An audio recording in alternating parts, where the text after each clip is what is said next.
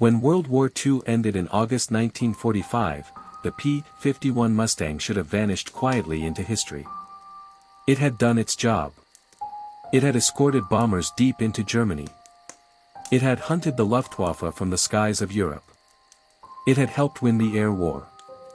And like most wartime legends, it was expected to be replaced, scrapped, or forgotten. Instead, the Mustang began a second life no one had planned. From war hero to surplus metal. By late 1945, the United States had thousands of combat aircraft it no longer needed. Jets were coming. The future was speed, altitude, and swept wings. Propeller fighters were suddenly yesterday's solution. Rows of pristine P-51s were parked wingtip to wingtip in desert storage fields in Arizona and California. Some still smelled of oil and gunpowder. Many had fewer than 200 flight hours. The government didn't know what to do with them. So it sold them. For as little as $1,500, civilians could buy one of the most advanced fighters ever built. Crop dusters snapped them up. Small air forces around the world saw an opportunity. Air racers saw raw, untapped speed. The Mustang was supposed to fade away. Instead, it spread across the globe. A jet age war. Fought by propellers. In June 1950, war exploded on the Korean peninsula. The U.S. Air Force arrived with jets, sleek F-80 shooting stars, expecting a modern air war. But Korea was not Europe. Its rough terrain, short airstrips, and brutal winters exposed a harsh reality. Early jets couldn't stay over the battlefield long enough, and they couldn't operate from primitive forward bases. So commanders reached into storage. They pulled out the P-51 Mustang.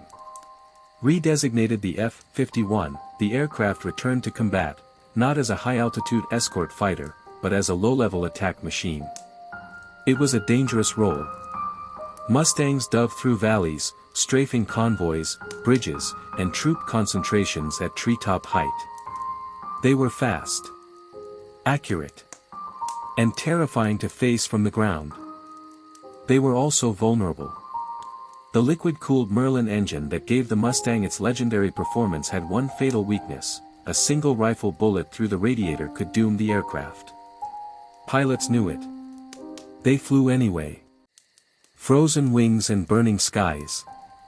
Korean winters were merciless. Temperatures plunged so low that oil thickened like glue. Ground crews lit fires beneath engines just to get Mustangs started. Pilots flew missions knowing that if they went down behind enemy lines, survival was unlikely. The aircraft took punishment no one had ever intended it to endure. Small arms fire ripped through wings. Flak tore into fuselages. Many pilots never made it back. Yet the Mustang proved something critical: it could adapt. It could fly from dirt strips carved out of frozen valleys. It could loiter over the battlefield for hours. It could deliver rockets, bombs, and napalm with brutal precision. In a jet-age war, the Mustang became indispensable. America wasn't alone. The United States wasn't the only nation that rediscovered the P-51's value. As Cold War tensions spread, surplus Mustangs were shipped to allies across Europe, Asia, the Middle East, and Latin America. For smaller air forces, the aircraft was a gift: modern, powerful, and battle-tested. Pilots trained on them. Mechanics learned to keep them flying with limited resources. In some countries, the Mustang became the backbone of national air defense. And in the hands of determined pilots, it remained lethal, the fighter that wouldn't retire. By the mid-1950s, jets had fully taken over the skies of the major powers. The Mustang disappeared from frontline U.S. service. But it didn't disappear from the world. It flew in places few Americans ever thought about. It fought in wars history barely remembers. It survived crashes, rebuilds, and decades of neglect. The P-51 had outlived its designer's expectations. And its most surprising chapters were still ahead. By the late 1950s, the P-51 Mustang was officially obsolete. In the eyes of the superpowers, air combat belonged to supersonic jets, guided missiles, and radar screens glowing in dark control rooms. The Mustang no longer fit that future. But history doesn't move at the same speed everywhere. While the United States and the Soviet Union raced into the jet age, dozens of smaller nations faced a different reality: limited budgets, unstable borders, and wars fought close to the ground. For them, the Mustang wasn't outdated. It was perfect. Desert warriors, the Mustang in the Middle East. In the early 1950s, Israel was a young nation fighting for survival. Its air force was a patchwork of whatever aircraft could be obtained, often secretly, often illegally. Among them were surplus P-51 Mustangs. Israeli pilots flew them hard and low, where speed mattered less than skill and nerve. During the Suez Crisis of 1956, Mustangs carried out missions so dangerous they bordered on reckless. In one of the most audacious tactics ever attempted, Israeli pilots descended to treetop height and used their propellers to cut enemy telephone wires, severing communications ahead of advancing ground forces.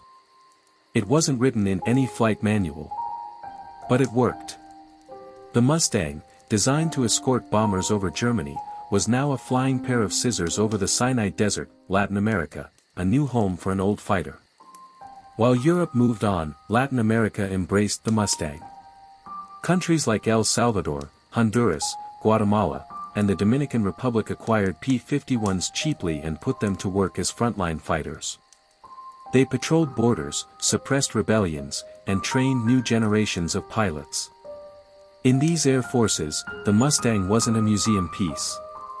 It was the sharpest weapon available. By the late 1960s, it was flying missions in tropical heat, patched together with limited spare parts, maintained by crews who had never seen a factory-fresh aircraft. Yet it kept flying. The last dogfights in history. In July 1969, a brief but violent conflict erupted between El Salvador and Honduras. It would later be known as the Football War, sparked by political tensions and ignited by a World Cup qualifying match. Beneath the headlines, something extraordinary happened. Both sides flew piston-engine fighters. El Salvador's Air Force deployed P-51 Mustangs. Honduras countered with Mustangs of their own and F-4U Corsairs. In the skies over Central America, aircraft powered by propellers fought each other in air-to-air combat. This was not a reenactment. This was real war. Mustangs chased Mustangs through clouds and over jungles, firing machine guns exactly as they had in 1944. One Honduran pilot shot down an enemy Mustang in what is widely regarded as the last confirmed propeller-driven dogfight in history. The era ended not with a missile, but with bullets and courage. Flying long past the end. Elsewhere, the Mustang simply refused to leave service. The Dominican Republic flew P-51s until 1984, nearly 40 years after World War II ended. These were no longer cutting-edge fighters, but they were reliable, fast, and respected. By then, the Mustang had served on 6 continents, fought in multiple wars, and adapted to roles no one in 1940 could have imagined. It had become more than an aircraft. It was a survivor, but survival came at a cost. As jets dominated the skies, Mustangs were scrapped by the hundreds. Airframes were cut apart. Engines were sold. Some were simply burned where they sat. By the 1960s, it looked like the P-51 might finally vanish. Then, a different kind of battle began. Not in the air. But in hangars, garages, and forgotten airfields. Not shot down. Not defeated in battle. Simply unwanted. Jets ruled the sky. Governments needed money, not memories. Airframes that had survived flak over Europe and Korea were cut apart with torches, their aluminum sold by the pound. Perfectly flyable Mustangs became razor blades, soda cans, and construction scrap. History was being erased one aircraft at a time. Saved by speed. The Mustang's salvation came from an unlikely place. Air racing. In Cleveland and later at Reno, pilots looked at the sleek fighter and saw something no jet could offer: raw mechanical speed, muscle, and soul. They stripped Mustangs of guns and armor, polished every surface, clipped wings, boosted engines, and pushed the aircraft far beyond anything its designers intended. Merlin engines screamed at power settings that bordered on insanity. Mustangs blasted around pylons at 450 miles per hour, sometimes faster, skimming just feet above the desert floor. These weren't museum pieces. They were living, breathing machines, dangerous, temperamental, and breathtaking. Aircraft that once sold for $1,500 were suddenly worth tens of thousands.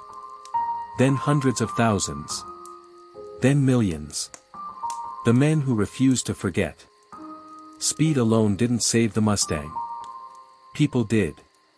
One of them was Ed Maloney, a former B-24 crewman who watched history being destroyed and decided to intervene. He hunted down derelict aircraft, bought wrecks others saw as hopeless, and began restoring them piece by piece. His collection became the Planes of Fame Air Museum, and his mission inspired others. Across the United States and around the world, enthusiasts dragged corroded airframes out of jungles, deserts, and forgotten airfields. Some Mustangs were rebuilt from little more than data plates and twisted metal. Every restoration took years. Sometimes decades. Each one was an act of defiance against time. The Warbird Brotherhood. By the 1980s and 1990s, a new culture had formed, the Warbird community. Pilots trained specifically to fly these powerful, unforgiving machines. Mechanics became experts in engines no longer supported by factories. Original drawings were hunted down. Parts were remanufactured by hand. When a Mustang taxied past at an airshow, veterans stood silent. Children stared. The sound of the Merlin engine, deep, rolling, alive, reached somewhere no jet ever could. This wasn't nostalgia. It was memory made real. A living legend. Today, more than 160 P-51 Mustangs still fly. They appear at airshows across the world, from the United States to Europe and beyond. Each one carries scars, stories, and identities, names painted on their noses, victories recorded in logbooks, histories written in oil and aluminum. Some still race. Some fly in formation. Some exist only to remind us what courage once sounded like. They are no longer weapons. They are witnesses. Why the Mustang endures. The P-51 Mustang did more than win a war. It adapted when it should have vanished. It fought in conflicts history barely remembers. It survived neglect, obsolescence, and scrapyards. Most machines fade when their purpose ends. The Mustang didn't. Because it was never just a machine. It was an idea, that engineering, bravery, and determination could change the course of history, and refuse to be forgotten. More than metal. Stand on an airfield when a Mustang starts up. At first there is silence. Then the cough of the Merlin. Then a deep, rolling thunder that vibrates through the ground and into your chest. Veterans straighten their backs. Some close their eyes. Some don't. Because that sound is not just an engine. It is memory. It is the echo of young men who climbed into these cockpits knowing they might not come back. It is Europe in 1944. Korea in 1951. Central America in 1969. It is every forgotten runway and improvised airstrip where this aircraft proved it still belonged. The last witness. No jet can do what the Mustang does. Jets are faster. Higher. Deadlier. But they are distant. The Mustang flies low enough to be seen. Close enough to feel. Human enough to hear every movement of the machine. It leaks oil. It demands respect. It punishes mistakes. Just like war once did. That is why it endures. From fighters to guardians. Today, Mustang pilots are no longer warriors. They are guardians. Every takeoff is a promise. Every landing is a victory. Every restoration is an argument against forgetting. These aircraft no longer defend nations. They defend memory. Why the Mustang will never disappear? Because history doesn't live in books alone. It lives in sound. In motion. In aluminum wings cutting through the air. As long as one Mustang still flies, World War II is not entirely past. The Korean War is not entirely silent. The last propeller dogfight has not fully faded. The Mustang connects generations who never met. Through something they can all feel, the end. That isn't one. One day, the last Mustang will land. The engine will cool. The propeller will stop. And the sky will go quiet. But not today. Today, it flies. And when it does, it carries with it every pilot, every mechanic, every story, and every sacrifice that refused to be scrapped.